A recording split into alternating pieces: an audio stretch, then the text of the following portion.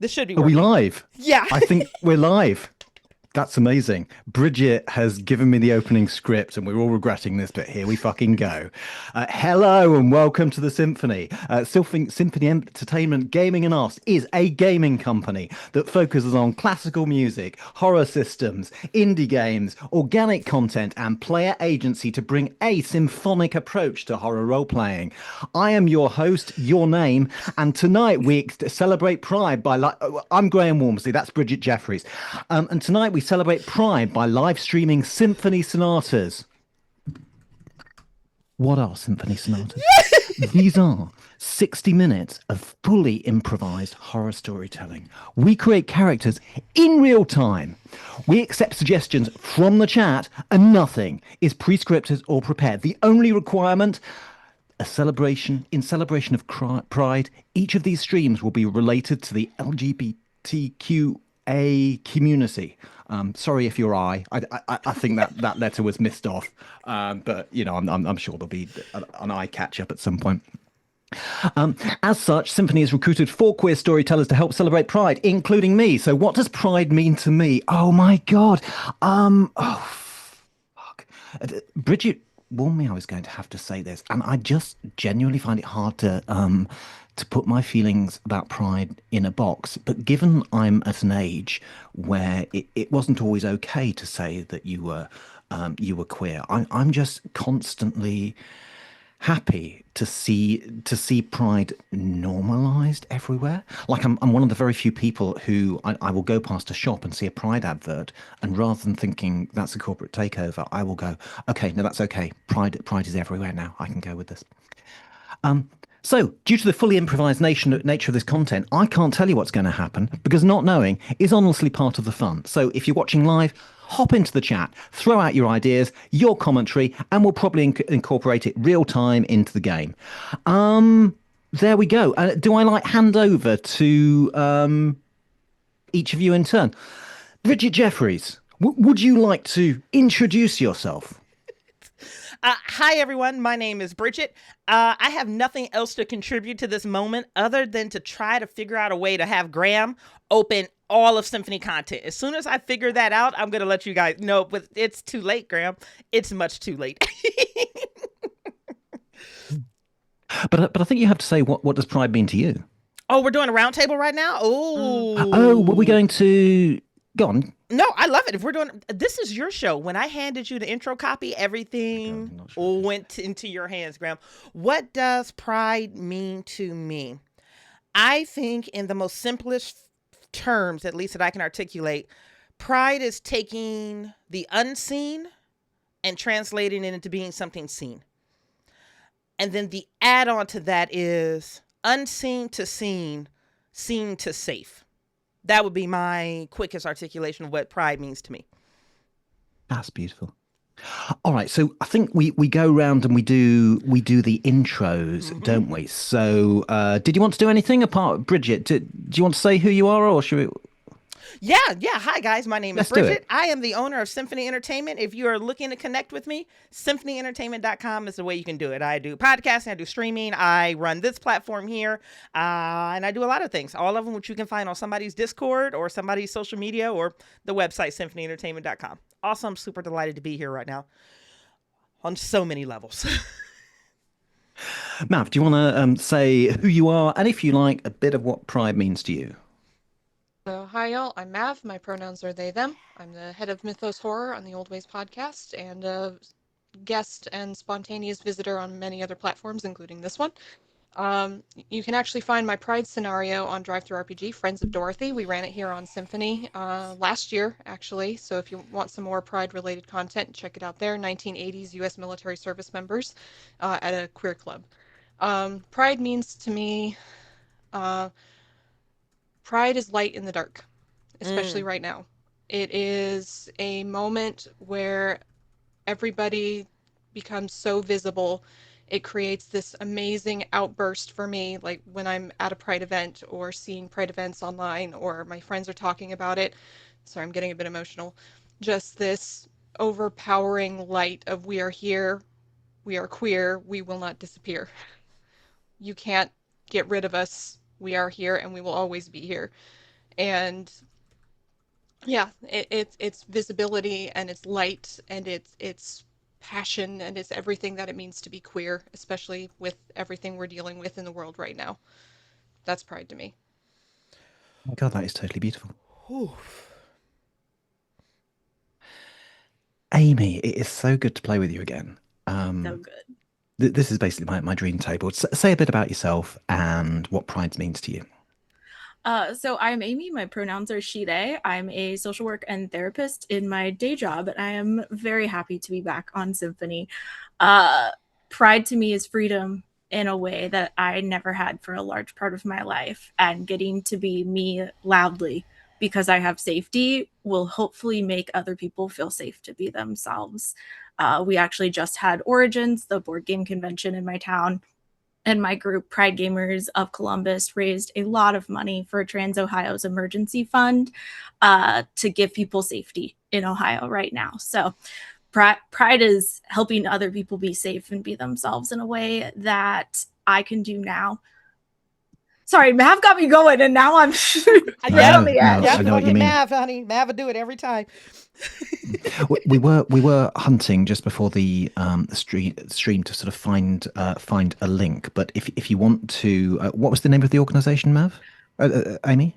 Pride Gamers of Columbus. Yeah. We're a queer board game group in Columbus to provide safe environments for people to play games and meet up and just be ourselves. Amazing. If you want to locate Pride Gamers Columbus and make a donation, or basically locate any sort of at any Pride-based organization, make a donation, put it in the chat. We will be incredibly so happy. I'm Graham Walmsley. I'm a game designer. I love coming back to Symphony, and I love these sonatas. I'm probably best known for things like Cthulhu Dark. I do have a Patreon, patreon.com/Graham, and I'm on Blue Sky and the social media. What you might not know about me is that I've done a series of queer history LARPs. If you look for Countess Dillymore, especially on the Golden Cobra website, you will see you will find a series of queer history things, which really sort of delve into mid-century queer history. And there we go. Are we diving straight in, Bridgett? We are after one small point thing. One thing. It's Countess of Dillymore. Countess Dillymore. Countess Dillymore. Does that have a link? Am I looking at the Instagram? Where can we connect with that content? Countess Dillymore, if it keeps herself to herself, I'm just going to let people Google that one. Okay. Yeah, that's Oh, beautiful. And I that's see fine. you in the chat I'm with not the sure cute. she does links. I think she was born before links. Listen, if she predates links, I'm not arguing with the Countess today. That's all her. Excellent. Yep, it's all Okay, you, baby. let's do it. So, we were talking before the stream, and I think we've all been really looking forward to this. This is a story I want to tell. Lesbians are often left out of queer history, so I want to do some queer history, but I also wanted to do some sort of lesbian history, which of course I have absolutely no right to do. It's my story, but but we're going to sort of make the best of it and go with it. And we're trying to be good about this. We're going to be basing it on a club which we're going to call the Cellar Door. And so we're in 1950s England. 1950s England, by the way, we just had a war. We're rebuilding after the war, but it's still grey. We're still coming up. Being a lesbian in 1950s England, not illegal, but not always good for you. So you could lose your job over it.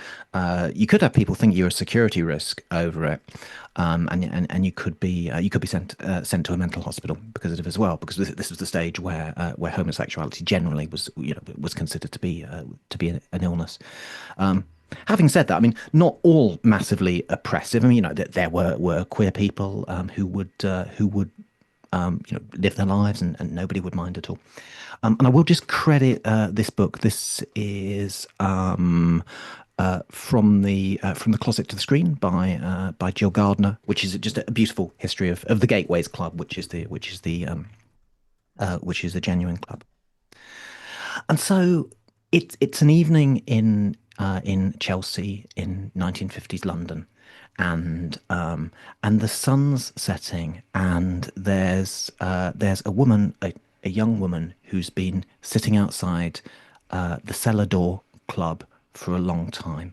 She knows there's a door, she knows there's a set of stairs which you go down, and she's been getting up her courage to go in, and she gets out of the car and nervously approaches it and goes down the spiral staircase that leads down. And as she goes down, she can hear the piano, and she gets her first glimpse, and she looks round, and there's people in suits, there's people in beautiful dresses, there are people dancing, some of them jiving, some of them dancing way close together, and there's someone at the piano as well. And which of you is going to play that young woman?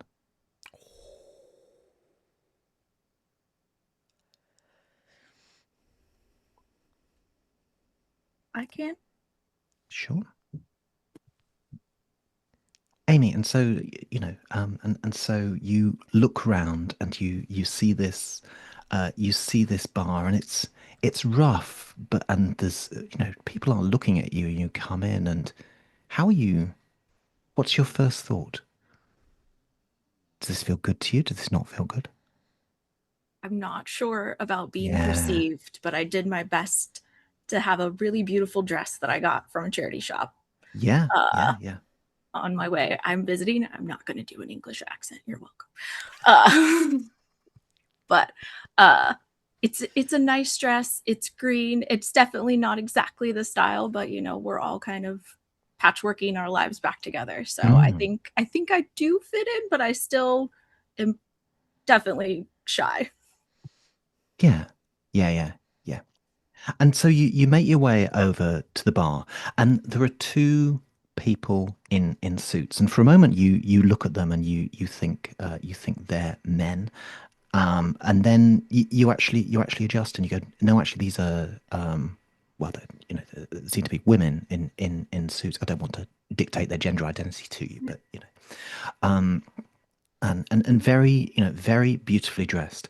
One of them in particular is, and they seem to be coming in from outside, a, a little tousled, and as though they've just had a fight or something like that.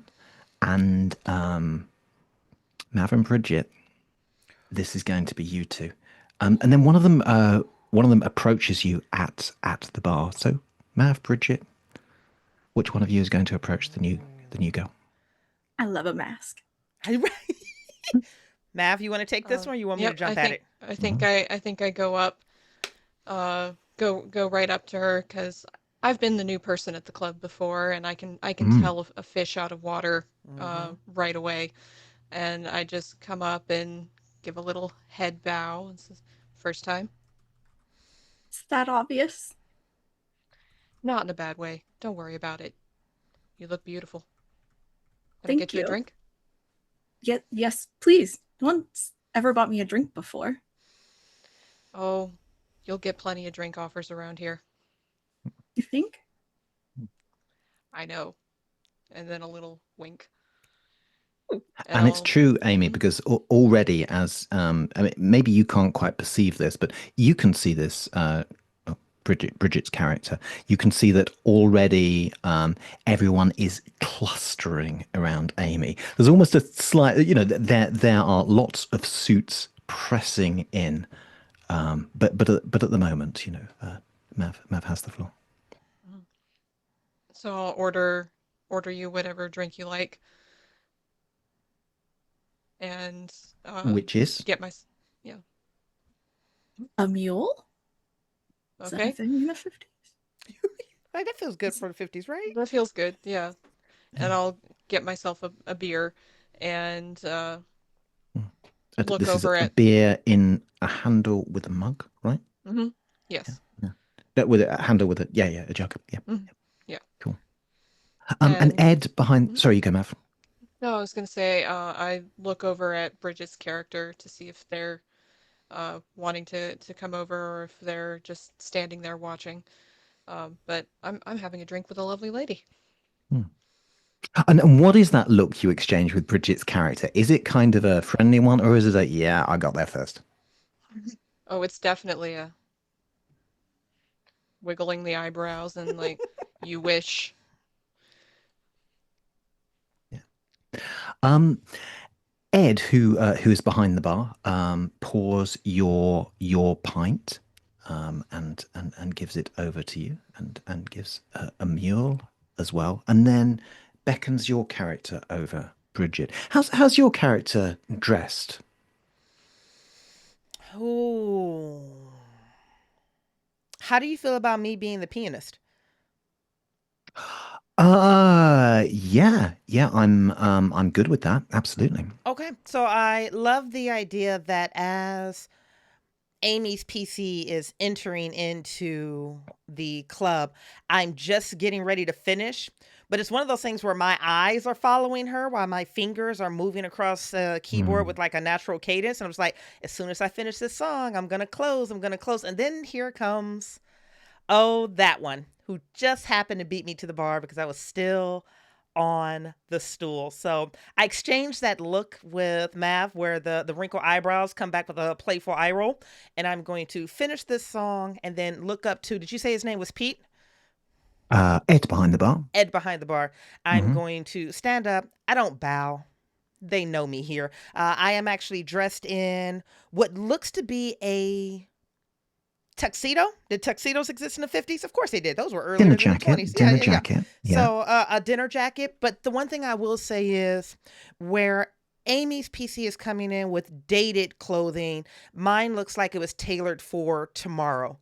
So whatever my background is, I come Mm. from wealth, or at least I have access to it, because this isn't just a men's jacket. This is actually being cut and catered to work around my breasts. So this is well Mm. fitted to It's a me. tailored. It's a Wow. well Yeah, tailored yeah. tomorrow Thank gentleman's jacket. you. So, Amy, so then, yeah, no, I'm going to go over to the bartender and throw him a face and then almost do the, oh, you're not capturing my prey fast enough, I see. And we're going to wink over at Amy. Ed is going to call you over and just say, did she hit you? Did you say hit or hear? I saw you and her went outside. Are you badly hurt? You can play for the rest of the night, right? Oh, I'll be fine. I've been Yeah, hit harder in the past. I'll be hit harder in the future. yeah. And I'm just going to shift in that jacket, probably to get the buttons off of whatever bruise I'm embodying. Yeah. Look, don't mess around with her girls as well. She's you know what she's like. You go up to a girl she's been talking to, then she's got to show you who's boss. That's how it works. Did she show you who's boss? Everyone knows she's the boss. So then, question for you: who's going to be the one that makes her stop? Well, I don't think it's going to be you, is it? Who won the fight anyway? Actually, is this a Oh. question I can both of you? So Mav, Bridgett, you went outside. Mm-hmm. We can actually just flash back. I Oh don't yeah. expect you. Yeah, because it's fun. So the two of you stumble outside over some honor thing, probably over a woman one of you was talking to last night. Oh. And what happens outside? This is flashing back until about 30 minutes ago. Mav, I love the idea that I made a big show of dragging you outside because I was going to make this big standoff happen. It didn't need an audience, not outside, but it needed an audience inside so that somebody was finally going to stand up to you. And I stood up to you, and let me tell you, I winded up bowing down to you by the end of it. Mm-hmm. How's that feel? Feels good. Yeah. Big show on the show inside, but kind of we're playing a different game outside. Hmm. Was there actual fisticuffs? Was it a bit performative, or was it I think it was a bit performative, okay? but also part of the fun. Okay. Ooh. Yeah, yeah, yeah. I think I enjoy it. Oh, you And enjoy the you can show, or you enjoy the? mm, the show of it and the playing at it. It adds to my aura inside, and I love Mm, that kind of what it does for my reputation kind of thing. But then there's yeah. also the side aspect of it with Bridget's character, where it's just like, but I'm also getting some on the side. But Yep. mm, Okay, quick question for you, Mav. What's the best way to frame or articulate this? When is the last time someone other than I stood up to you? mm. Oh, I think a couple months ago, someone was moving in on a girl I'd been talking to, and then I kind of lost a bit of interest because I'd moved on a bit, but it felt like someone was encroaching on my territory. Mm-hmm. So I called them out on it, and she stood up to me and said, "Well, you weren't interested anymore, clearly," and Clearly. so that didn't go super well. Okay. And so, oh, and we should give these characters names. So can we throw out some names? So, Bridgett or Yeah. anyone. Graham, give me two of your favorite male names for 1950s England. So we could do so for a butch lesbian we could either do a straight up male name, we could do like a Steve, or we could do like a chalky some sort of masculine-ish nickname, or you could be a Dorothy, a Sandra, anything like that. No, I love it. So I'm gonna go with Steve, but Steve is a little too simplistic for my palate. So it's Mhm. absolutely Steven. Phen. Stephen. Stephen. Okay. Yeah, Stephen. yeah, yeah, yeah, Mhm. yeah. Do you get fucked off if someone calls you Steve? I get very Oh. upset when someone calls me Steve. Mm, That's not my name. Hmm. excellent. Cool. Mav, give me a name. Rocky. Rocky. Hmm. Oh, Cool. Real name is Roxanne, but goes by Rocky in the club. that's Cool. good. Cool. And these are for both of you. These are your names in the club. I Yes. assume. Hmm. Mm-hmm. In the club. Hey, Hmm. cool. Amy, what's your character? Susan.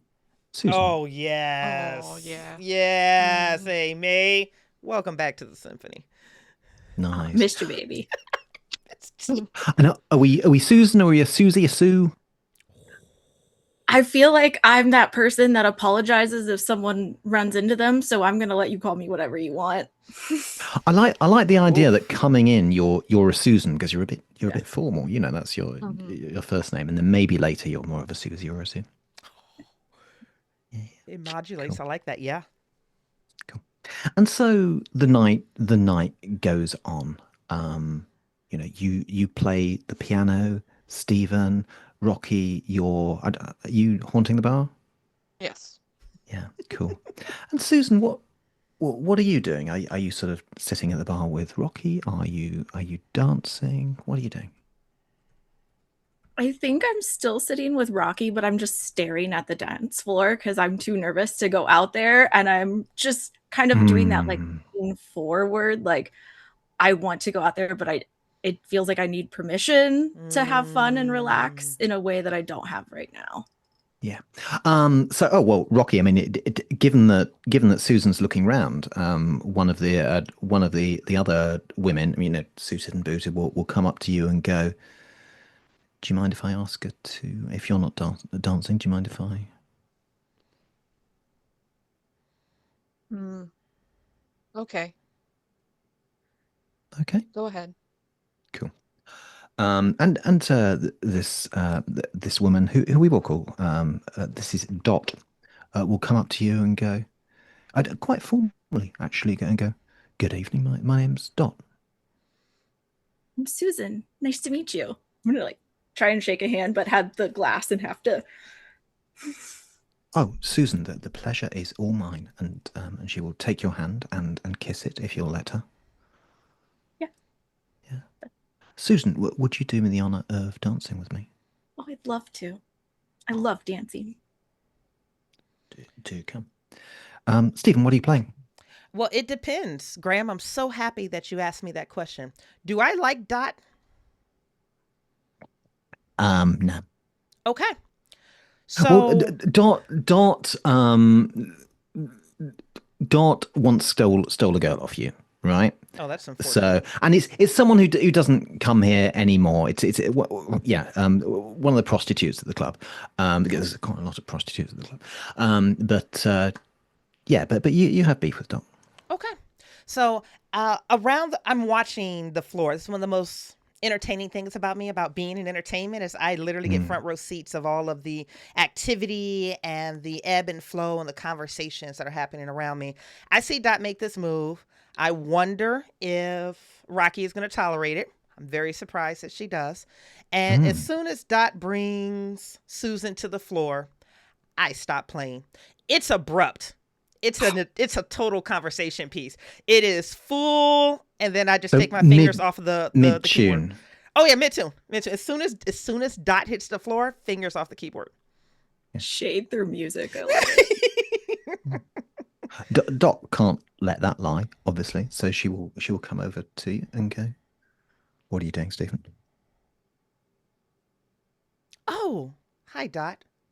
Were you looking Hi, for Stephen. a musical accompaniment with your upcoming dance?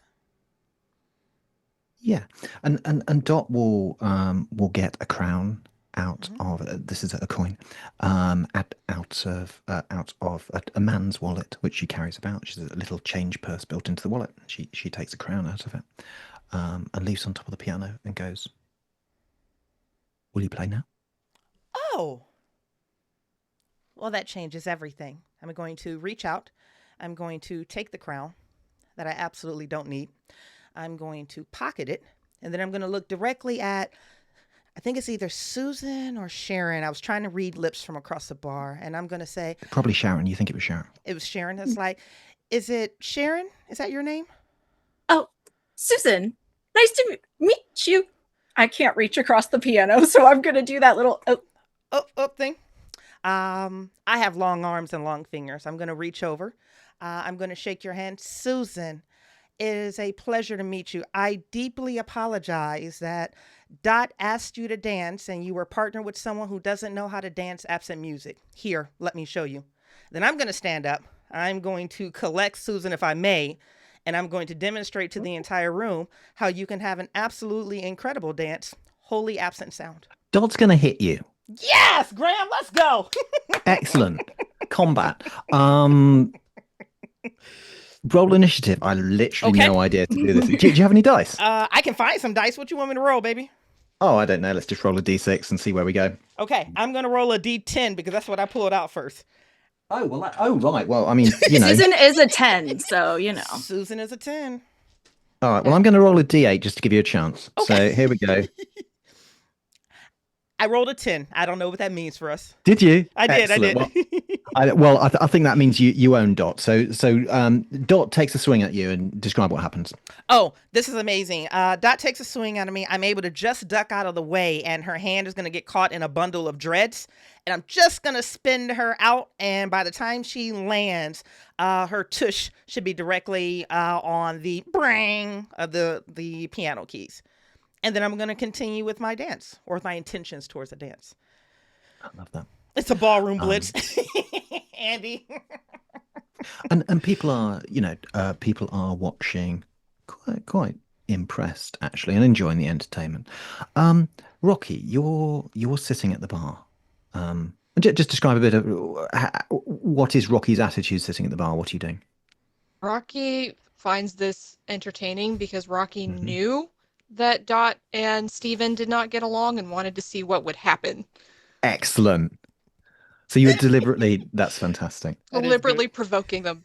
Deliberately provoking them. And so what's the attitude as you sit there with your pint? Hmm. So take a drink, watch, nod enthusiastically, give a raised eyebrow over at Steven when she manages to kick Dot's ass, and then set my drink down and walk over. Says, Can I just interrupt you Mhm. just before that? Is Yeah, that okay?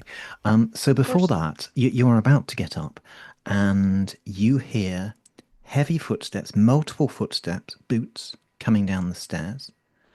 Um, and then a moment later, you hear the wood on the on one of the doors splintering, Mm. and you know what's happening. Mm. Everybody out! Hmm. Out! Out! Out! Just start pushing people towards whatever. I'm assuming we have some kind of side entrance or whatever for people to get out through Yeah, there's quickly. We wouldn't just have the one. you would go through the bar actually. So Mm. yeah, and Ed will be ushering you. So some of the girls are they're doing what they standardly do, which is there's men around the bar as well, so they just make an effort to be dancing with the men because that's okay. Mm. And but a lot are kind of going out the bar door. Mm. Just gesturing for like lock eyes with Steven because we're both dressed butch, and so that might get us in trouble Mm. when everything comes in. Like, out. We need to go. Susan, what are you doing? I am imagining I still have Steven's hand because we were trying to get into Hmm. that dance. So I'm just gonna look at her uh and be like, "What do you need?" Because I'll be fine. Mm-hmm. I think I'm going to pull you in close. It's intimate, but it's not romantic. But there's an intensity there. You can almost feel like my fingernails kind of digging right there into the small of your back. Do you have identification on you? Yes. Okay. Don't show it. Don't acknowledge it. Your name is Marie. It's your very first time here. You don't know what's happening. Okay. Okay, Marie, first time. And I'm going Got it. to like forehead bumper, and then I'm gonna have to join Rocky immediately because the two of us, we don't get colorful excuses in places like these. We just Mm. get hauled away. Cool. So you're staying, are you, Susan, in the bar? I think Sorry, did I? if I see them both run, I know what Steven told me, but I have imprinted like a baby duckling on these two, and I am going Yeah. to at least attempt to make it to the bar. I'm in heels, not maybe the best at them, so I don't know what happens between there and the bar, but I'm gonna make a valiant attempt. So here's what happens. Um, Dot has returned to the bar. She had a nice cigar which she'd left on the edge of an ashtray, and she's going back to get it. It's near the door that's splintering, and Steve and Rocky. In my head, you guys have fled through the bar door. Now there's some stairs that lead downstairs into the cellar, and you get out through there. Um, and Susan, what you see is that something the door splinters. You'd thought that was a police axe coming through the door, but clearly it isn't. Um, and then everything's in a flash, and the next thing you see is that Dot is looking at the torn flesh of her arm, and she doesn't have a hand now, and it's just pumping blood. I'm gonna immediately grab her arm. Like, we've just been through a war. I'm assuming I was probably maybe a nurse or a typist that at least had some training, and Yeah, try yeah. and squeeze it. Like, maybe I also have like a handkerchief or something in my bag. I'm gonna try, as if I can, to tourniquet under it. But just like grabbing the stump, just that instinct of I've done this before, not in this setting, but I'm gonna try. Yeah, the lights are flickering now, and it's hard to see. You're seeing everything in flashes, a bit like a strobe. Ed behind you, you can feel. Actually, unless either Stephen or Rocky, do you want? Would you try and get Susan? Don't have to. Uh, Ed will be going. You need to go now. mm. And the next thing you see, Susan, is that um, now in some way Dot seems to being dragged towards the door that had splintered. Something's got her foot. I'm kind of picturing that I didn't finish tying that tourniquet all the way. So as she's getting dragged away, her blood is just spurting onto me. And I am frozen for a second, but I see Ed calling to me, and he's been nice to me for a second. So I clearly am going to trust him at this point and start trying to make my way through there. But like, I have blood on my face. I'm assuming blood on the floor. I don't know how well that is going to go, but she is going to make an attempt. Like, she tried to save Dot, but also survival instinct. Yeah. And I think the last thing you see as you flee the bar is this trail of blood from Dot's sort of stump of an arm, and she is dragged back through the door, and just a little sputter of gore, some sort of unidentifiable intestinal organ spills out onto the floor, and then you run. Cool. And we'll pick this up down in the cellars, and they're along the cellars. There's all the cellars of the neighboring houses kind of interconnect, and so you can hear, you're in the darkness. You can hear. I mean, there are people running around, but the three of you find yourself there for a moment, just together, and you can decide what to do. What the fuck was that? Why? What? Why are you covered in blood? Is this yours? What happened? Raid, not police. Dot. It is red mist.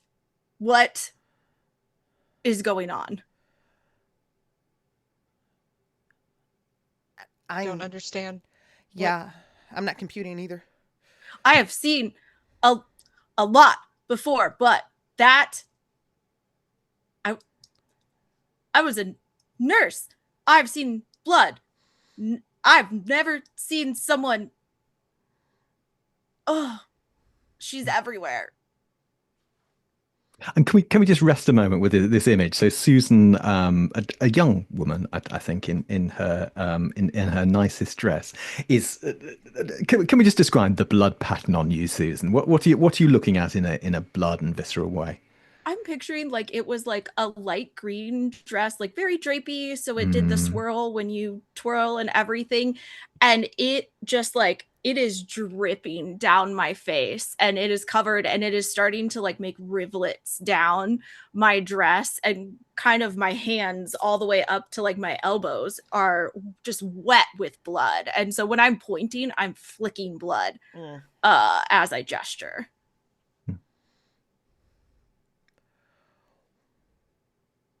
We need to get you out of here. Now. Before whatever you saw, or whatever we think is up there, comes down here. I think Rocky's sort of protection instincts are kicking in a little bit, looking at this girl covered in blood who I just had a drink with. We need to get you out of here and somewhere safe and cleaned up, and dear God, we can't let anyone see you like this. Inherently, I completely agree with Rocky. I'm going to undo my jacket. I'm a much taller woman than this little thing that just walked in.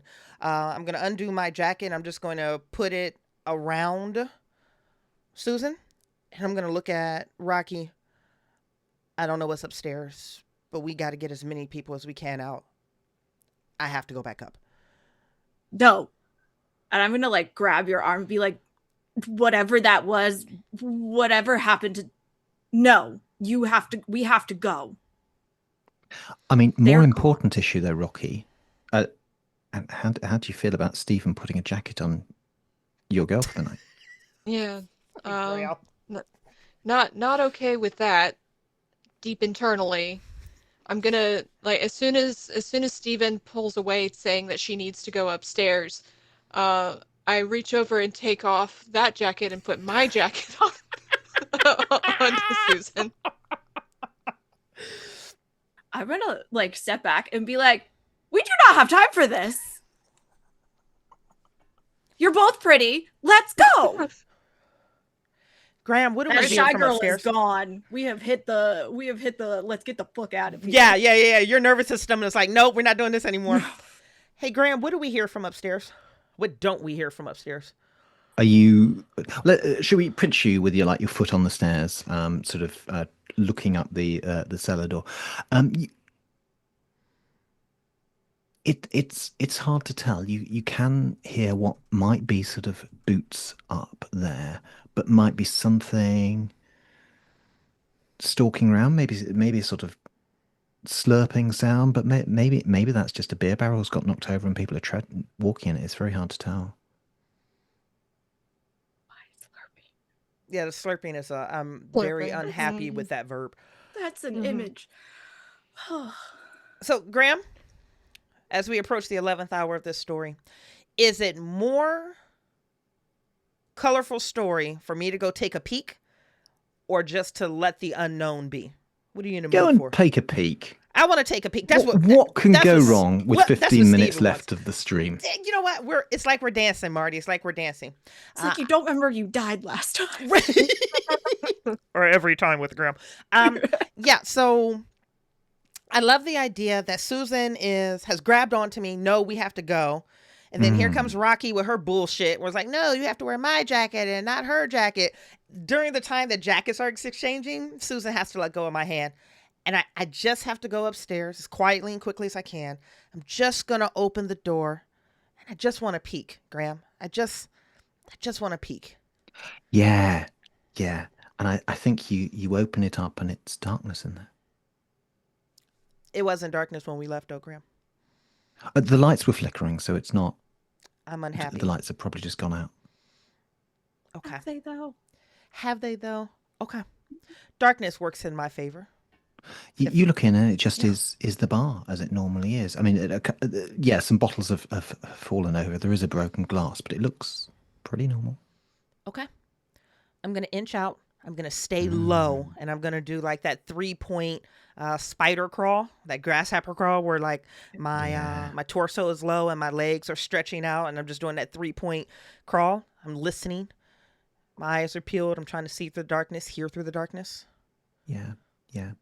And there is a flickering of the light, and you can now see that. I mean, you're crawling, did you say? Yeah, that 3-point crawl. So my feet are on the ground, and I'm very low. Okay. And as you stand, you're standing in something slippery, which is blood. You can smell the blood in here. I think when my men's dress shoe steps into a puddle of warm blood. Oh, your nice shoes. My very nice shoes. Yeah. My shoes of tomorrow. I think when my shoes connect with warm blood, a pool of it, I realize this might be the final time that my curiosity gives out on its luck. And then let's have the lights flicker, and then suddenly you just get a glimpse of something twisted and tall and horrific looking down at you. And then let's cut back to the other two. So I mean, Rocky, you're probably still coming down from the horror of being called pretty by Susan. Yeah, that's what kind of a word is that? Like, just things running through Rocky's head right now are just, in what fucking universe is this pretty?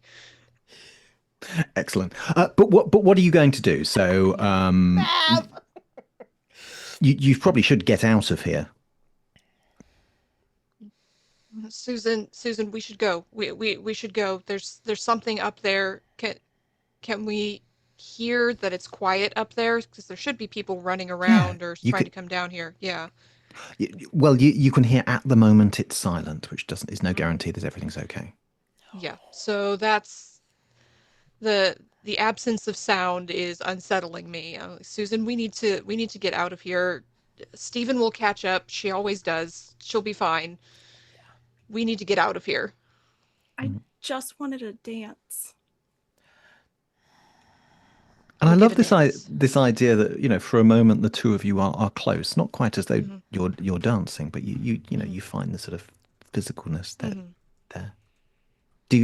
Rocky, do you have your hand on her shoulder or her arm or something like Oh, that? definitely hand on the shoulder protectively in more ways than one. So we should go, right? We should go. Come on. Let's go. You can have a dance later. We'll get you a new dress. It'll be fine. Let's go. I You try know to that. usher her out. Mm. Are you going, Susan? I'm gonna like touch Rocky on the face and like trail my fingers down, and it would be intimate in any other situation, but I'm just like leaving a smear of Dot's blood down her cheek Ooh. and go, I don't think we have time to run. Would you dance with me here?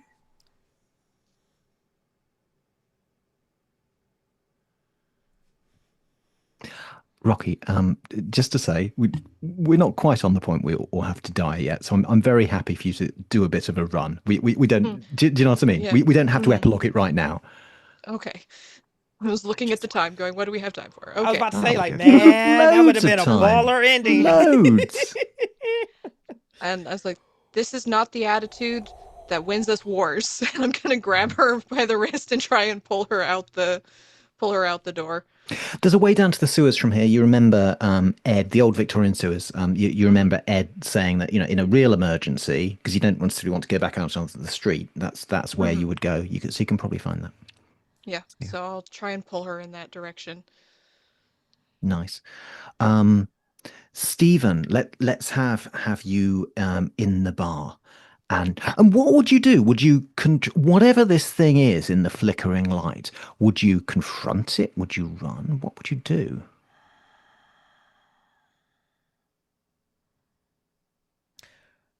The nervous system has three typical responses: it's fight, flight, or shut down.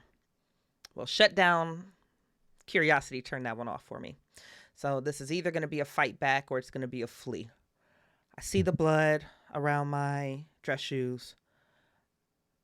I very vividly remember all of the blood that was all over Susan. I could buy him time. This thing hurt a lot of my people. So we're going to Mm, fight. okay. So there's around the bar, there's lots that you could grab. You can feel this thing has retreated a little, but maybe just ready to pounce or for another attack. What would you grab as a weapon? Uh, If this were an American bar, I just know there would be a shotgun or a gun tucked underneath the bar because I work at the bar. I would know that. But we're in the Mm, UK, so I feel There like might that's be a not an service option to me. revolver. You might be able to find a service revolver in a drawer. You don't know when it would be. There's the knife they used to cut the lemons. There are bottles of alcohol which would ignite. We can still have Dot's cigar on the side if you want that. Fire, Oh, Bridgett, fire. We gotta go fire. fire, right? Gotta There's go no way we don't fire. go fire. Okay. Um, Graham, let's go into fight mode and let's go fire. So I am in this 3 point crouch where, like, my Hmm. fingertips are bracing on one hand, I have another hand up. This thing is retreating back, and the same speed in which it's retreating back, I'm just gonna very slowly lift myself into a standing position. And if I can grab a bottle from behind the bar on my way up and Yeah, Dot cigar by the time I hit full extension. I love that. And shall we? Well, let's just have what do you say anything? Do you have like a last thing you say or anything or a last image? Yeah, I would absolutely love to get like a dope final word on here. But Hmm. because of the delicious pump fake that you did with Friends of Dorothy and the fact that I'm a piano player, and I just double checked, Somewhere Over the Rainbow came out or was recorded in 1939. I think time is Hmm. just gonna slow, and I'm just hearing a piano rendition of Yeah, Somewhere Over the yeah. Rainbow in my head as I light this thing on fire. It And goes, we go. Yeah. let's just imagine that scene for a moment. We're going to slow things down.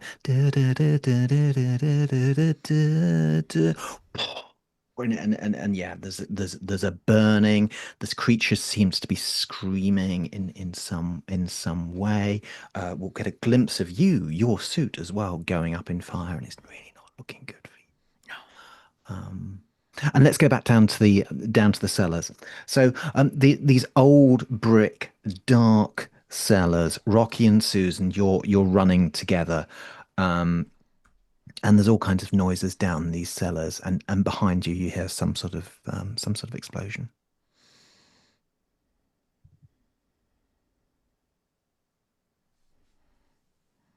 Fucking hell.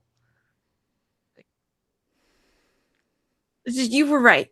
Keep running. Keep running. And I'm going to kick my heels off so I can run better. Let's spare a split second of thought for Stephen, who was magical with her fingers on the keyboard, of course, and keep running.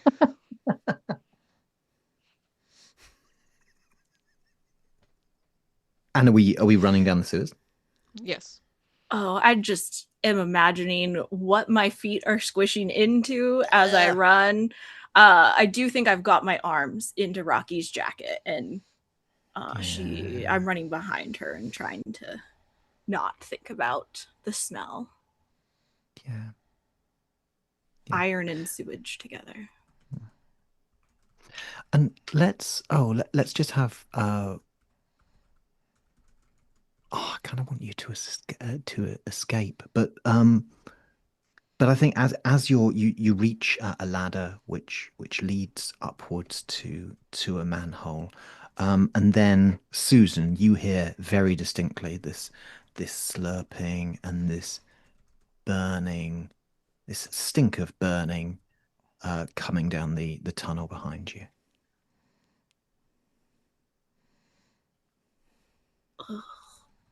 I am picturing Rocky might push me up first up this ladder, but my hands are still soaked in blood, and I'm slipping as I'm trying to grab it and not making enough progress. And then that smell and that sound overpowering, like, oh man, I do not know how I'm gonna do this. Just describe for a moment, Rocky, what are you doing? I'm trying to boost Susan up the ladder as much as possible.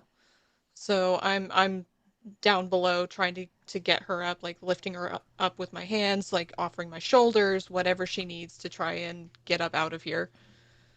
This feels like a time for it. Do you two have dice on you? Oh man. I always have dice. Excellent. Okay. D6s if you've got them. If not, roll whatever. I'm going to roll a die against you. Let's see who gets highest. Oh God. Okay. Oh, it won't be me, but I'll try. I got a 5. You've got a 5. Oh, I got a 5. Okay, that helped. But let's go with that, right? So it's a tie, right? You're going to get attacked, but you're going to get out. So Rocky, how does that play out for you? Oh. So I think Rocky takes the brunt of it because she's down below trying to get Susan out. And so when they get attacked, Rocky's the one who's most in frame, so to speak. And so she'll keep trying to push Susan out with this adrenaline rush and not pay attention to the getting attacked part until she absolutely has to either pull herself out or try and fight because the priority is getting Susan out. Nice. No, that sounds beautiful. And I think there's a moment where whatever this thing in the darkness that's attacking you, it spits out a sort of charred, half-chewed dress shoe, a shoe of tomorrow. And then, Susan, what does that halfway, like, it gets you for a moment. What does that look like?